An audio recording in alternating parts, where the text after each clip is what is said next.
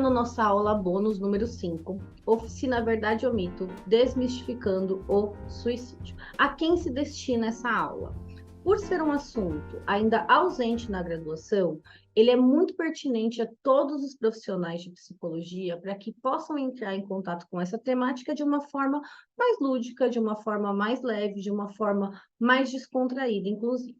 Então, antes da gente ser psi, a gente precisa lembrar que nós somos seres humanos, portanto, dotados de crenças, de limites, de assuntos que são desconfortáveis, como a temática da morte ou a própria temática do suicídio, e que a gente precisa desconstruir e trabalhar na gente para que a gente possa atuar de maneira mais natural e conseguindo trazer essa temática para a nossa clínica de uma forma mais segura e mais apropriada, tanto com o paciente quanto com a nossa rede de apoio. Por ser uma temática que toca e que desafia, causa desconforto na maioria das pessoas, principalmente quem nunca trabalhou sobre esse tema, a proposta da oficina, ela traz essa temática de uma forma mais descontraída e mais criativa, inclusive de forma mais interativa. Então, essa oficina, ela serve de treino como dinâmica para as palestras e eventos de Setembro Amarelo. Se for presencial, você pode confeccionar plaquinhas de verdade ou mito. E se caso for no formato online, também é possível utilizar essa proposta de oficina da forma como nós vamos fazer a simulação aqui. Hoje quem está aqui comigo é a minha queridíssima Priscila, que vai simular o público-alvo, e como ela está sem plaquinha lá, nós vamos fazer como se fosse você apresentando em um ambiente que também não tivesse esses recursos visuais, e que pudesse aplicar essa dinâmica pedindo para o seu público, quando eles acharem que é mito, fazer um sinal na câmera para que a gente possa ter acesso à resposta deles, e quando achar que é mito, então sinal de verdade, sinal de mito. Combinado, Pri? Por ser uma simulação, é claro que a gente não vai se prolongar durante muito tempo, mas quando você for aplicar, convide as pessoas a participar, a dar a sua opinião de forma segura, e que está tudo bem errar, porque a gente vai estar ali para aprender.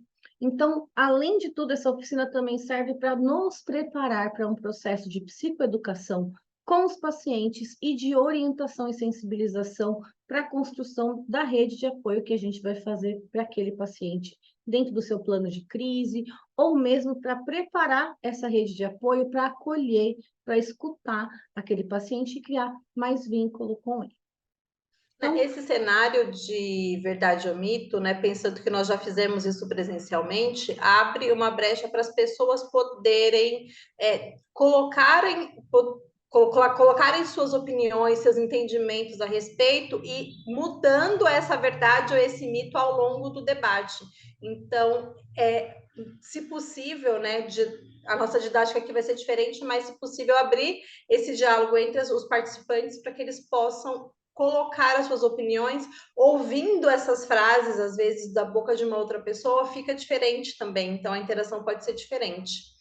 E quando a gente propicia o diálogo, fica mais gostosa a construção do conhecimento, fica mais coletiva, e também algumas pessoas que não conseguem se expor, talvez tenham as mesmas dúvidas, talvez tenham as mesmas crenças, e que vai ser apetecida ali por outro que está conseguindo veicular o que pensa. Então, é muito bacana propor essa troca, mesmo que seja online, mas dá tempo para que as pessoas possam interagir e divulgar suas informações, ou o que pensam se é mito, por que pensa se é mito, se é verdade, por que pensa se é verdade.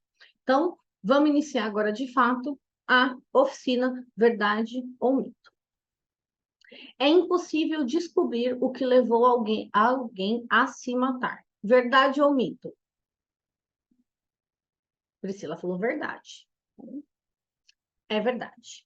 O suicídio ele é um fenômeno multifatorial. Ele não pode ser reduzido a uma única causa.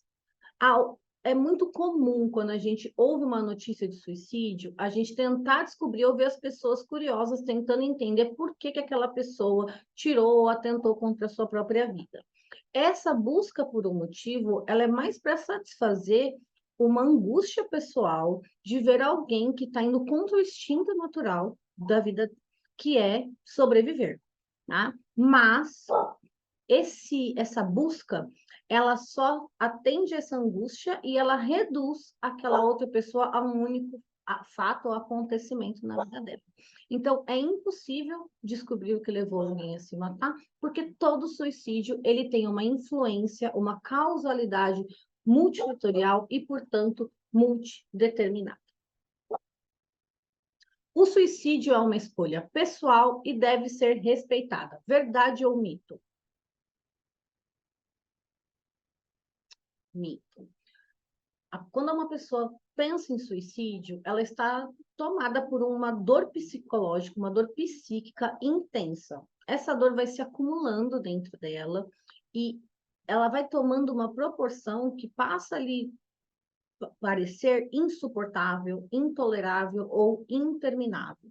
Como qualquer outra dor, essa dor psíquica, ela tende a ir biologicamente estreitando a nossa visão para tomadas de decisões mais adaptativas ou para pensar em outras possibilidades de solucionar aquele problema. Então, quando a pessoa tem esse comprometimento de visão, ela passa a não enxergar escolhas, ela passa a não ter opções. E quando a gente não tem opção, não é uma escolha. Então, esse comprometimento mostra para a gente que aquela pessoa não está conseguindo enxergar outras formas e não que ela está optando ou escolhendo por morrer. Quem ameaça ou tenta se matar só está querendo chamar a atenção. Verdade ou mito? É mito. Quem pensa em suicídio trava uma luta psicológica, que a gente chama de fator psicológico de ambivalência, entre o desejo de querer continuar vivo e o desejo de querer morrer para poder eliminar, para poder se libertar daquela dor. Então, essa luta que ela trava, muitas vezes, vem num formato de ameaça e ela recua, ou vem numa tentativa e ela recua. Então, quando a gente fala que essa pessoa está só querendo chamar atenção, a gente desconsidera que o que ela está mostrando para a gente é um pedido de ajuda, é uma forma de comunicação e que talvez seja a única forma, no meio de tanta dor, que ela conseguiu identificar, de conseguir mostrar que ela está precisando de ajuda. Então, a gente tira esse só e fala que ela está querendo chamar atenção, sim, para uma dor, para uma batalha que ela está travando, e que atenção é essa que a gente não está dando para ela. Divulgar imagens ou métodos sobre suicídio causa efeito de contágio. Verdade ou mito?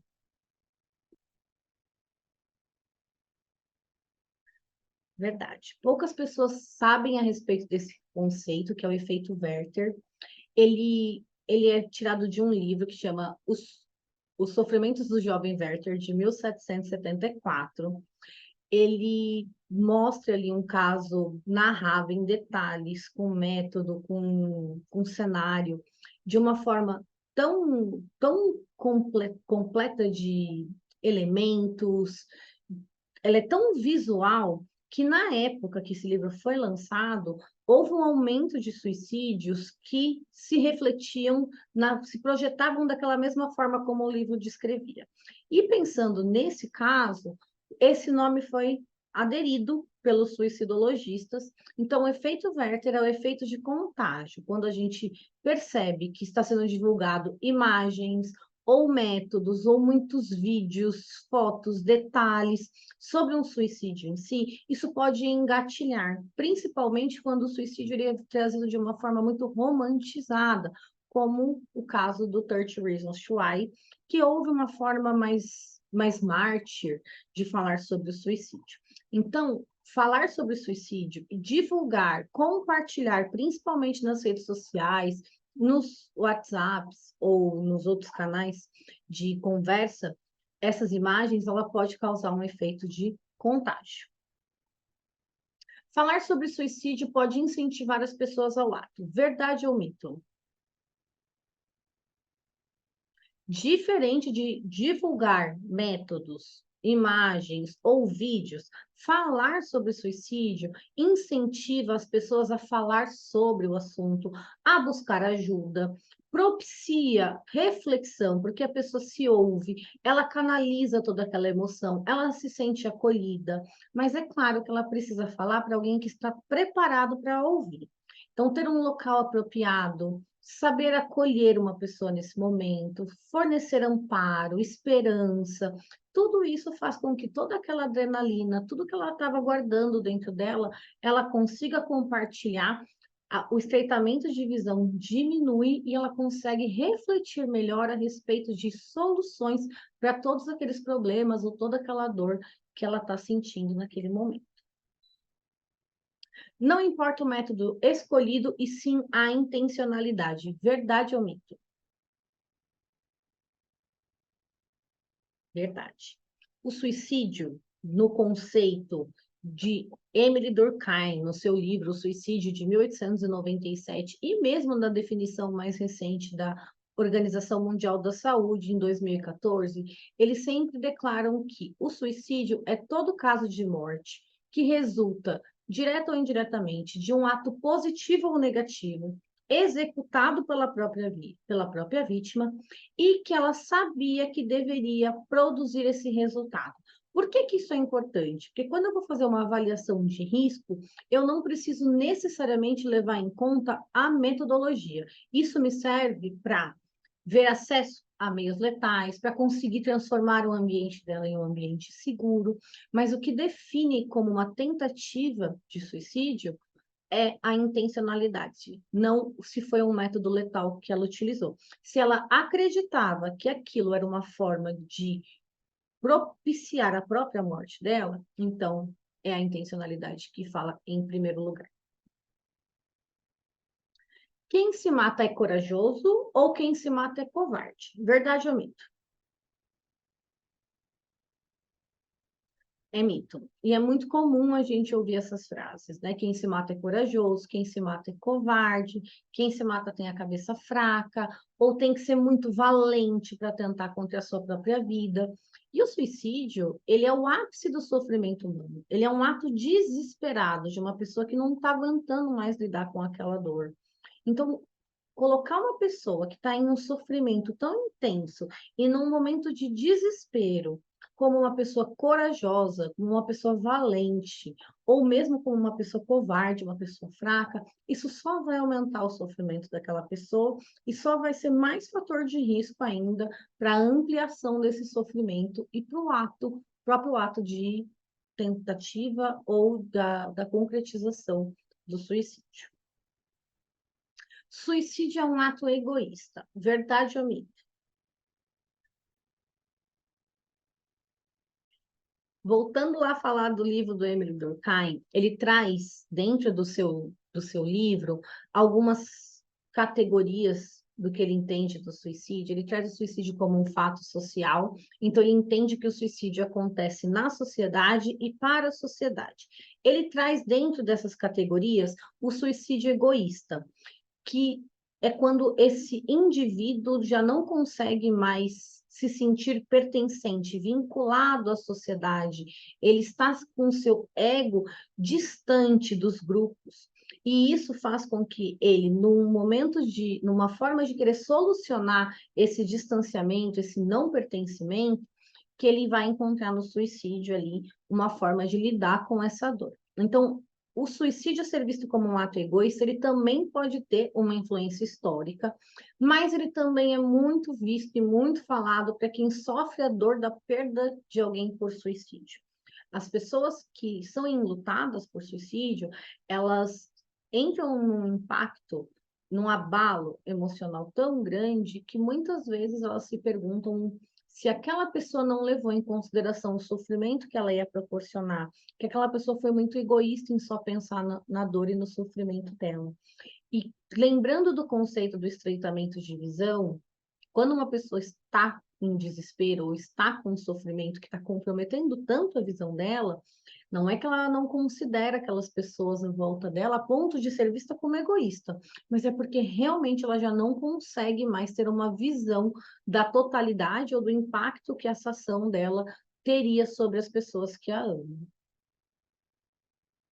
Ter uma religião ou uma família estruturada protege as pessoas de se matar. Verdade ou mito?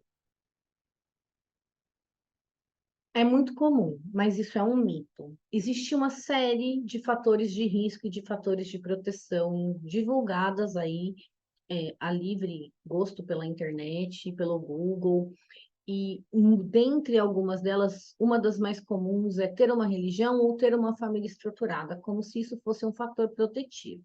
Nós precisamos lembrar que cada pessoa tem a sua bolha, tem o seu universo, tem a sua história, tem a sua construção, e que ser fator de risco ou fator de proteção vai variar de pessoa para pessoa. Então, ter uma religião pode sim ser um fator de proteção para uma pessoa, mas também pode ser um fator de risco para outras. Assim como a estrutura da família, nível de escolaridade, sexualidade, se está empregado, se não está, tudo isso precisa ser avaliado dentro do cenário de cada pessoa. Se a gente tomar isso como uma regra, a gente vai querer colocar pessoas dentro de um protocolo e vai fazer intervenções que não vão ter serventia para aquela pessoa. Então, a gente precisa lembrar que estamos falando de pessoas com histórias únicas, com visões diferentes de mundo, com histórias de vida diferentes, e que a gente não tem como pegar os fatores de risco e de proteção existentes e encaixar em todas as pessoas. O que é fator de risco para um, não é fator de risco para outro, e assim a gente vai começando a entender a construção daquele ser humano dentro da história de vida e respeitando a história de vida dele também. Quem se mata não vai para o céu, é falta de Deus. Verdade ou mito? Essa é uma frase que é muito comum a gente ouvir da rede daquela pessoa, dos familiares ou dos entes mais próximos, dos amigos, da comunidade, que de uma visão, de uma perspectiva dentro da religião, que quem se mata vai sofrer ali uma punição, não vai para o céu, e que isso é falta de Deus, ou que a pessoa precisa aceitar, ir mais na igreja, orar mais. Quando a gente coloca isso em cima de alguém que já está em sofrimento, a gente só vai ampliar o sofrimento psíquico. Porque quando a gente está falando de adoecimento, de fatores de risco, de fator de proteção, tudo isso vem da perspectiva da ciência. Isso perpassa qualquer questão religiosa. A pessoa pode ser praticante dentro de alguma doutrina religiosa e ainda assim ter outros pontos que estão em sofrimento, que podem gerar ali uma ideação suicida. E isso não tem a ver com o fato dela estar ou não dentro de uma religião, ou ser doutrinada dentro de alguma religião. Então, a gente precisa sair um pouquinho das nossas bolhas justamente por isso. Se eu sou uma profissional que eu tenho uma crença, pode ser que eu leve essa crença para a clínica e concorde com um pai, com uma mãe, sobre um filho precisar rezar um pouco mais, ir mais na igreja, praticar mais determinada religião. Tá? Se eu não tenho esse repertório para desconstruir, eu não tenho como embasar a rede de apoio ou os responsáveis de quem está vindo com aquele paciente de uma forma mais concreta, né? Então, entender o porquê que isso não é falta de Deus ajuda a criar uma rede de apoio com mais vínculo, com mais amparo, com mais acolhimento para os momentos de crise e até para melhorar as relações daquele paciente que está ali com a gente. Homens se matam mais que mulheres. Verdade ou mito? É verdade. Apesar que esses dados já mudaram, a gente não tem dados que são atualizados anualmente quando fala-se por morte por suicídio. Depois da pandemia, as mulheres tiveram um aumento, né? Então, para cada 3 mortes por suicídio, uma era de mulher e agora são 2. Né? Então, houve um aumento aí na questão de gênero, mas ainda os homens lideram o ranking, esse triste ranking de mortes por suicídio. As mulheres têm mais registros de tentativa, os homens têm mais mortes por suicídio.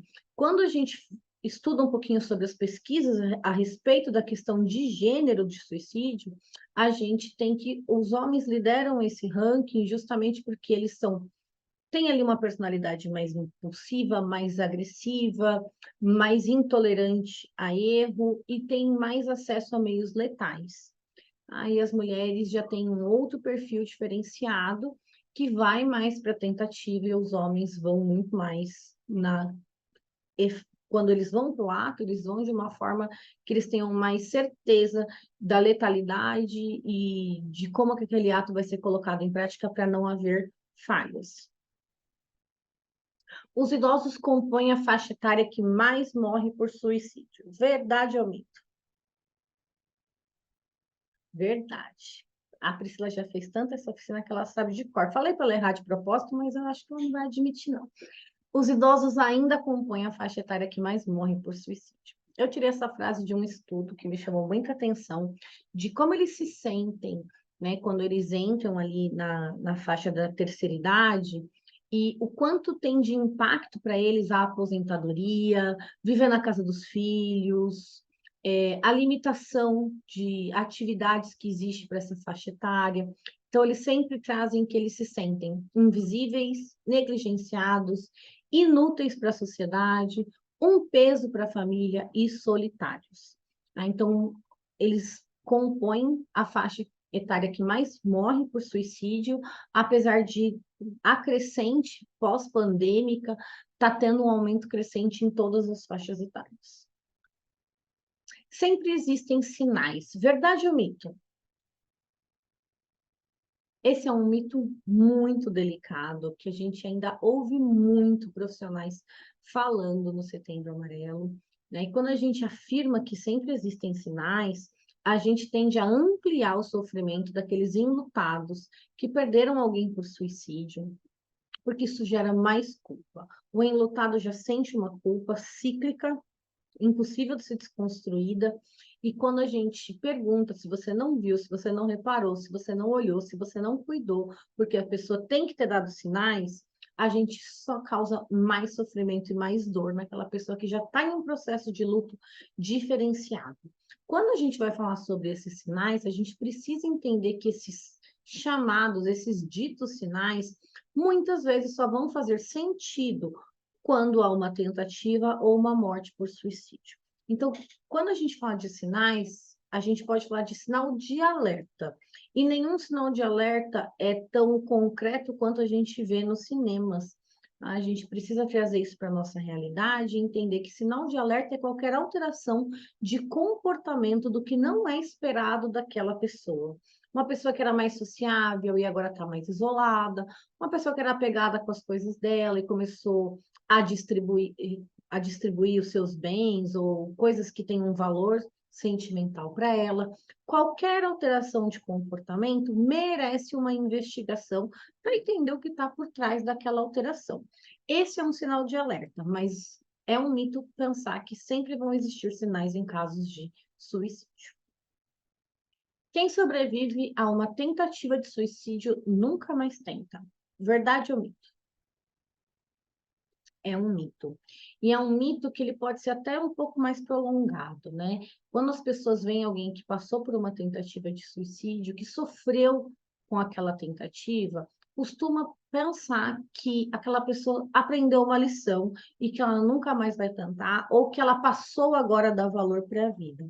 Ter uma tentativa de suicídio, por si só, gera estigma, gera rótulo, gera recomeço, gera piadinhas, gera bullying em qualquer ambiente que aquela pessoa fala, né? Isso tende a aumentar o sofrimento daquela pessoa. Mesmo porque, se ela teve uma tentativa, quando ela se recupera dessa tentativa, o fator de risco que talvez tenha levado ela para o ato, precipitado ela ao ato, pode ainda não ter sido resolvido. Então, ela ainda está com aquele sofrimento, é acrescido o estigma, os rótulos, os bullying, e isso só faz com que aquele sofrimento que já estava intenso só ganhe mais proporção. A tentativa prévia de suicídio, ela é um fator de risco que já coloca aquela pessoa, quando a gente fala de manejo clínico, quando a gente fala de avaliação de risco, já coloca ela em um nível médio a alto, porque ela já mostra ali para a gente um comportamento que vai precisar de uma intervenção, que vai precisar pelo menos de uma vigilância ou de um maior entendimento por parte do profissional. E essa afirmação, ela é um julgamento. Ela tende a interferir demais na minha relação com aquela pessoa. Se você é um profissional de psicologia e acha que quem teve uma tentativa aprendeu e nunca mais vai tentar, você vai desconsiderar a avaliação de risco, ou as intervenções, ou fazer uma investigação mais profunda sobre aquele episódio na vida daquela pessoa. E isso vai deixar ela em mais risco para suicídio. O luto por suicídio é igual a luto por morte natural. Verdade ou mito? É um mito.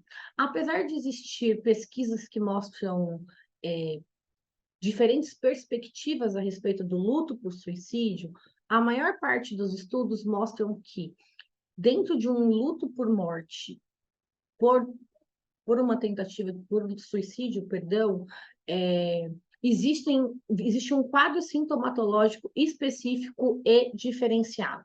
Então, é a intensidade, a duração do luto, o aumento dos sintomas, vergonha, estigma, culpa, tudo isso traz um luto diferenciado e traz uma elaboração de luto que necessita de um profissional capacitado para ajudar aquele paciente a passar por esse momento de dor. Quem morre por suicídio já tinha pensado ou planejado. Verdade ou mito? Mito. O comportamento suicida, ele é categorizado para fins de avaliação, para fins didáticos, para fins de entendimento, de composição de plano psicoterapêutico de intervenção, mas ele nunca vai acontecer de forma linear. Mesmo porque, se a gente entende que existe uma cadeia evolutiva dentro dos comportamentos, a gente desconsidera os suicídios impulsivos. Então, isso é um mito. Acontece, tem casos de suicídios impulsivos ao ato, que houveram sim ali fatores predisponentes, fatores precipitantes, mas que não houve um planejamento prévio sobre. Crianças também se matam. Verdade ou mito? Essa é polêmica. É verdade. É claro que quando a gente fala sobre suicídio dentro do público infantil, fica muito difícil a gente identificar a intencionalidade da criança, ou o que a criança entende pelo morrer, né? Qual que é a fantasia que a criança tinha sobre o ato que ela estava prestes a fazer ou que ela fez. Então, essa intencionalidade, ela também conta para a criança, mas isso é muito delicado de ser compreendido. Então, a gente sempre ressalta que a gente tenha uma comunicação aberta com essas crianças, que a gente fale sobre emoções, que a gente fala sobre morte, justamente para que essas fantasias não tomem uma proporção que fuja um pouquinho do nosso controle ou do controle dos responsáveis. E alertas como cuidados com frases como virou uma estrelinha, um dia vocês vão se encontrar, porque dependendo da idade da criança, ela ainda não tem discernimento para entender que se ela morrer, ela vai encontrar alguém que ela perdeu ou que virou estrelinha, e o quanto isso é irreversível, o quanto isso pode ser impactante. Então, a gente precisa ter umas conversas claras com as crianças a respeito de todos os temas, por mais complexos que sejam. E se você tiver dificuldade, procure um profissional para mediar essa conversa e para te ajudar a achar a melhor forma de conversar sobre. Se alguém quer se matar, eu não tenho o que fazer. Verdade ou mito?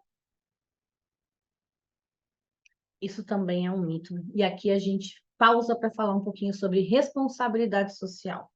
Né? A gente pode se sentir incomodado sobre a fala, a gente precisa entender que não temos a responsabilidade pela vida das pessoas, dos nossos pacientes, mas isso não retira a nossa responsabilidade com o nosso estudo, com o tratamento que a gente está entregando, com as intervenções que a gente está propondo. E quando a gente passa a entender nesse mito que se alguém quer se matar, eu não tenho o que fazer, eu retiro a minha responsabilidade, eu uso isso como justificativa para negar uma ajuda ou para trabalhar com prevenção de suicídio com aquela pessoa. Existem diversas formas de ajudar, por mais delicado que esse assunto lhe pareça, e você pode escolher qual delas faz mais sentido para você. O que não dá é para a gente virar as costas para essa pessoa ou não buscar se aprimorar, conhecer mais, para se sentir um pouco mais confortável para ajudar não só os nossos pacientes, mas também quem a gente ama. Bom, aqui a gente chega no final dessa oficina. Eu costumo dizer que isso é um conteúdo de muita qualidade, para que você possa ter acesso e rever quantas vezes você achar necessário. Todas as verdades e mitos foram construídas ou embasadas com conhecimento científico e servem de fontes seguras para você consultar. Inspire-se nesse formato criativo para você poder criar sua oficina com grupos, com rede de apoio, com palestra, na clínica, em empresa, aonde você quiser levar essa oficina, e utilize como instrumento de psicoeducação dos seus pacientes e para a rede de apoio dele. Seja um agente de transformação e faça a diferença no seu mundo e nos mundos que você toca. Eu espero que vocês façam muito bom proveito dessa oficina e que seja muito bacana você ver o poder de transformação que ela causa nas pessoas. Muito obrigada pela atenção.